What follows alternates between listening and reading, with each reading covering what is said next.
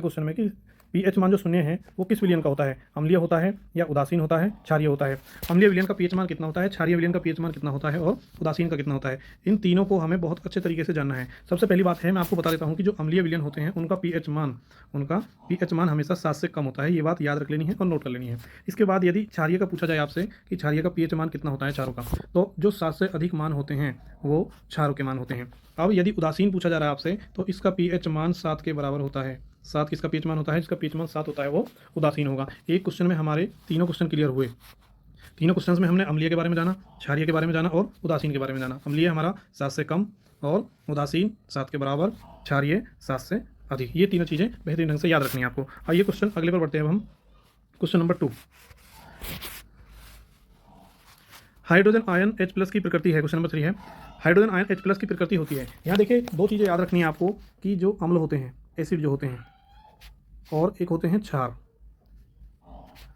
अम्ल की प्रकृति H+ आयंस होते हैं जिनमें अम्ल, और ये क्या कहलाते हैं हमारे क्षार। अब अम्ल और क्षार दोनों क्लियर हुए, अम्ल H+ आयन और क्षार OH- आयन। इसके बाद है क्वेश्चन नंबर 3 पर आते हैं। क्वेश्चन नंबर 4 पर अम्लीय विलयन का पीएच मान होता है। देखिए अभी मैंने आपको बताया कि जो अम्लीय विलयन होते हैं, अम्लीय विलयन और क्षारीय विलयन के बारे में भी बताया। तो अम्लीय विलयन का पीएच मान क्या होता है, 7 से कम होता है, और क्षार का क्या होता है, 7 से अधिक होता है। तो यहाँ पे क्वेश्चन में पूछा गया अम्लीय विलयन का पीएच मान है, तो क्या होगा, याद रखना है 7 से कम। क्वेश्चन नंबर 5 पर आते हैं। सिट्रस फल नींबू संतरा आदि में उपस्थित होता है जिसके कारण ये स्वाद में खट्टे होते हैं। तो इसमें हमें जानना है कि नींबू और संतरा में कौन सा अम्ल पाया जाता है। तो नींबू और संतरा में हमारा सिट्रिक अम्ल पाया जाता है, याद रखना है सिट्रिक अम्ल। अब इसके बाद नेक्स्ट क्वेश्चन पर आते हैं। नेक्स्ट क्वेश्चन है हमारा क्वेश्चन नंबर 6, क्षारक के साथ हल्दी का रंग होता है। तो इसमें दोनों चीज़ें याद करनी है हमें कि अम्ल के साथ हल्दी का रंग कैसा होता है और क्षार के साथ हल्दी का रंग कैसा होता है। तो अम्ल के साथ जो हल्दी का रंग है वो होता है पीला, याद रखना है पीला, और क्षार के साथ होता है भूरा लाल, भूरा लाल। ये दोनों चीज़ें याद रखनी है। यदि आपसे क्वेश्चन में यहाँ क्षार की बजाय आपसे पूछ लिया जाए एग्जाम में कि अम्ल के साथ हल्दी का रंग कैसा होता है, तो वो याद रखना है आपको पीला होता है, और क्षार के साथ हल्दी का रंग कैसा होता है, भूरा लाल। ये याद रखना है आपको। नेक्स्ट क्वेश्चन पर आते हैं। क्वेश्चन नंबर 7, निम्नलिखित में से कौन सा अम्लीय लवण है। निम्नलिखित में से कौन सा अम्लीय लवण है। देखिए NaCl है, Na2SO4, NaHSO4 और KCl, इनमें हमारा अम्लीय लवण कौन सा है। तो याद रखना है NaHSO4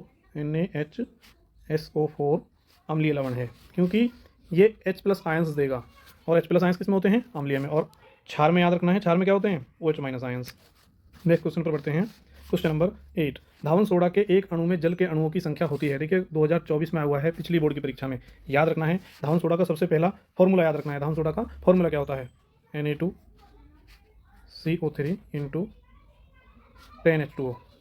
तो इसमें जल के अणुओं की संख्या पूछी गई है। क्या पूछी गई है, जल के अणुओं की संख्या। तो जल के अणुओं की संख्या 10H2O, तो कितनी हो जाएगी हमारी, 10। ये हमारा राइट आंसर होगा, सोडा में एक अणु पे जल के अणुओं की संख्या। अब क्वेश्चन नंबर 8 पर आते हैं हम, 9 पर। उदासीन घोल का पीएच मान है। देखिए फिर वही क्वेश्चन आपका 2024 में पूछा गया है ये भी, कि उदासीन घोल का पीएच मान कितना है। अब एक बात बताओ, मैंने अम्ल का बताया आपको, क्षार का बताया, और उदासीन क्या होता है। उदासीन में होता है हमारा 7 के बराबर पीएच मान, और क्षार में होता है 7 से अधिक, 7 से अधिक, और अम्ल में होता है हमारा 7 से कम। तो ये तीनों चीज़ें बिल्कुल दिमाग में बैठा लेनी है आपको कि अम्ल में 7 से कम, क्षार में 7 से ज़्यादा, और उदासीन 7। तो यहाँ उदासीन घोल का पीएच मान क्या हो जाएगा हमारा, 7। याद रखना है आपको। नेक्स्ट क्वेश्चन पर आते हैं। क्वेश्चन नंबर 10 है, सल्फ्यूरिक अम्ल में अम्लीय हाइड्रोजन परमाणुओं की संख्या है।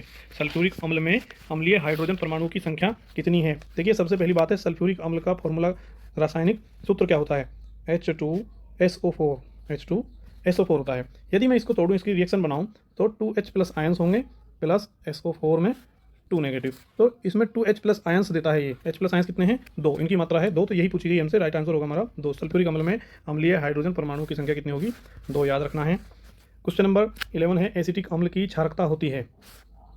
2014 और 13 दोनों में आया हुआ है, एसिटिक अम्ल की क्षारकता होती है। एसिटिक अम्ल का जो रासायनिक नाम है, देखिए रासायनिक सूत्र है CH3COOH है। याद रखना है, इसमें हाइड्रोजन परमाणु की संख्या पूछी गई है हमसे। क्या पूछी गई है, हाइड्रोजन परमाणु की संख्या। तो ये जो है हमारा CH3COO, ये नेगेटिव आयंस, और ये H पॉजिटिव आयंस देगा। तो इसमें हाइड्रोजन आयंस की संख्या कितनी हुई, 1। तो याद रखना है इसका राइट आंसर 1 होगा। नेक्स्ट क्वेश्चन पर हम चलते हैं। सल्फर डाइऑक्साइड का जलीय विलयन कैसा होता है, अम्लीय होता है, क्षारीय होता है, उदासीन होता है। अब देखिए सल्फर डाइऑक्साइड का जो विलयन है साथियों, वो होता है हमारा अम्लीय। क्या होता है, अम्लीय, याद रखना है।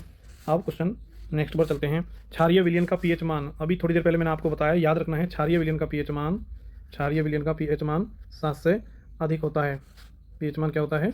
7 से अधिक होता है। तो 7 से अधिक ये आंसर हो जाएगा हमारा। इसके बाद है क्वेश्चन नंबर 14, एसिटिक अम्ल एक दुर्बल अम्ल है क्योंकि। इसमें पहला ऑप्शन है इसमें पानी की मात्रा अधिक होती है, दूसरा ऑप्शन है इसमें आयन की मात्रा कम होती है, यह एक कार्बनिक अम्ल है, यह एक अकार्बनिक अम्ल है। अब देखिए एसिटिक अम्ल जो है अभी मैंने आपको बताया कि CH3COOH होता है, तो इसमें आयंस की मात्रा क्या होती है? कम होती है। भाई आयंस की मात्रा क्या होती है? इसमें कम होती है, इसीलिए यह एक दुर्बल अम्ल है। क्या है? दुर्बल अम्ल है। नेक्स्ट क्वेश्चन पर चलते हैं। नेक्स्ट है हमारा, एक विलयन नीले लिटमस को लाल कर देता है, इसका पीएच मान होगा। 2022 में आया हुआ क्वेश्चन है आपका, 2022 में आया हुआ क्वेश्चन है कि नीले लिटमस पेपर को लाल कर देता है तो इसका पीएच मान क्या होगा। अब देखिए साथियों, सबसे पहली बात याद रखनी है हमें कि नीले लिटमस पेपर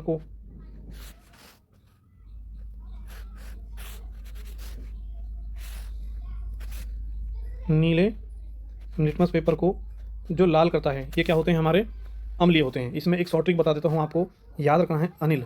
क्या याद रखना है साथियों? अनिल। ऐसे हम अम्ल को याद रखेंगे और नी से हम नीले लिटमस पेपर से और ले से लाल, नीला और लाल। अब देखिए जो नीले लिटमस पेपर को लाल करते हैं वो क्या कहलाते हैं? हमारे अम्ल। और जो लाल लिटमस पेपर को हमारा नीले करते हैं वो क्या कहलाते हैं? हमारे क्षार कहलाते हैं। तो यहाँ पे पूछा गया आपसे कि एक विलयन में नीले लिटमस को लाल कर देता है, तो ये क्या हुआ? हमारा अम्ल हुआ। और अम्ल का हमें याद है कि पीएच मान 7 से कम होता है, 7 से कम, पीएच मान 7 से कम होता है। अब एक बात बताइए, ये 7 है, ये 8 है, 7 से अधिक है, ये भी 7 से अधिक है, तो ऑप्शन कौन सा राइट होगा? हमारा 6, ये option A right answer. Next question पर चलते हैं कि बेकिंग पाउडर का एक अवयव सोडियम हाइड्रोजन कार्बोनेट है तथा दूसरा क्या होगा। याद रखना है हमेशा कि बेकिंग पाउडर का एक अवयव यदि हमारा सोडियम हाइड्रोजन कार्बोनेट है तो हमारा दूसरा जो है वो होगा टार्टरिक अम्ल। क्या होगा? टार्टरिक अम्ल। ये ऑप्शन याद रखना है।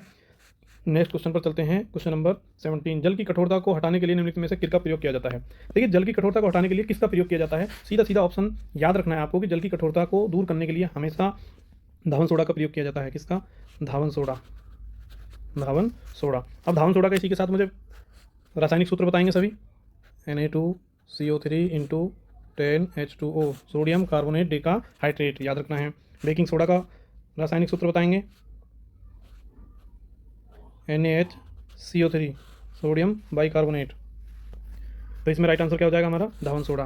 अब क्वेश्चन नंबर 17 है, अम्लीय वर्षा के जल का संभावित पीएच मान क्या होता है। अम्लीय वर्षा का जो जल है उसका संभावित पीएच मान पूछा गया है हमसे। क्या पूछा गया है? संभावित पीएच मान। तो याद रखना है आपको कि अम्लीय वर्षा का जो जल है उसका संभावित मान 5.2 होता है। पीएच मान कितना होता है?